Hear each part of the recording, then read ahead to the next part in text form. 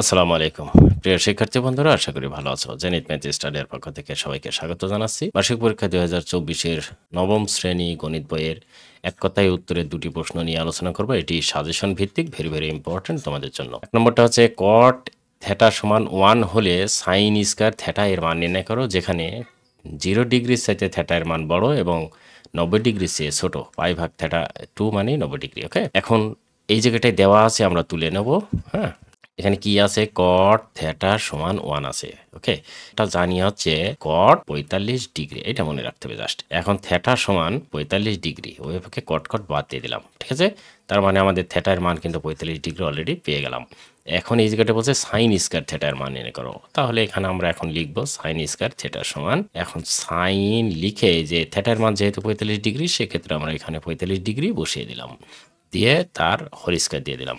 এখন সাইন 45 ডিগ্রির মান আমরা জানি যে 1/√2 এবং হোল স্কয়ার আছে, সে হোল স্কয়ারটা আমরা বসিয়ে দিলাম, সমান 1/2 হবে, কেননা স্কয়ার এবং রুট উঠে যায়, তাহলে 1/2 এটি হবে উত্তর।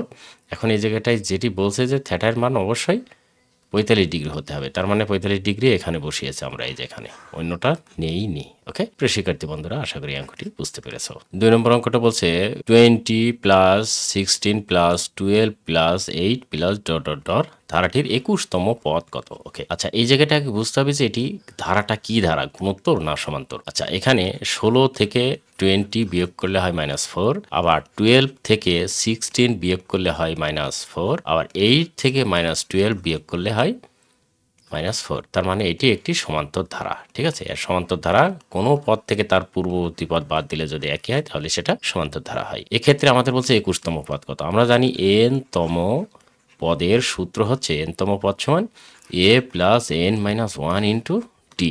এখানে a সমান প্রথম পদ আর ডি সমান হচ্ছে সাধারণ অন্তর, যেটা এই যে বের করলাম, এইটার মানটাই হচ্ছে অ্যাকচুয়ালি ডি। ঠিক আছে, তাহলে এখন এই জায়গায় মানটা আমরা বসিয়ে দিয়ে, প্রথম পদটা হচ্ছে 20 আর n তম পদ এই যে এখানে 21 বলছে, সেক্ষেত্রে আমরা এখানে 21 বসিয়ে দেবো, জাস্ট এখানে 21 বসিয়ে দিলে হয়ে যাবে। তাহলে 21 - 1 ইন্টু, আর এই ডি এর মানটা আমরা অলরেডি পেয়েছি -4। ওকে, এখন খেয়াল করে দেখো 20 মাইনাস 20 আর এখানে প্লাস, এখানে আছে 20 ইন্টু এখানে -4। হ্যাঁ, -4, তার মানে এটা এখন আমরা গুণ করব, মাইনাস, এটা গুণ করলে হয় 4 20 80 হয়। ঠিক আছে, এটা বিয়োগ করলে হয় -60, আর এটি হচ্ছে উত্তর। ওকে, প্রিয় শিক্ষার্থী বন্ধুরা, এইভাবে অঙ্ক আমরা করতে পারি। এখানে বলছে যে 21তম পদ কত। এখন খেয়াল করে দেখো, এইভাবে তুমি যেতে যেতে যেতে একসময় তোমার মানটা চলে আসবে অবশ্যই মাইনাস, আর এটি হবে সেটার উত্তর। এখন আমাদের এই জায়গা থেকে বোঝার বুদ্ধি আছে, প্রথমে ধারাটা কি ধরে নিতে হবে, তারপরে সেই ধারার n-তম পদের সূত্র বের করতে হবে। n-তম পদের সূত্রের আবার এখানে কি কি মান আছে সেগুলো বের করে নিয়ে অঙ্কটি করতে হবে, আর আমরা সেভাবে অলরেডি করেছি। ওকে, প্রিয় শিক্ষার্থী বন্ধুরা, আশা করি বুঝতে পেরেছো। তোমাদের মঙ্গল কামনা করে আজকের মতো কন্টেন্টটা শেষ করছি। আল্লাহ হাফেজ।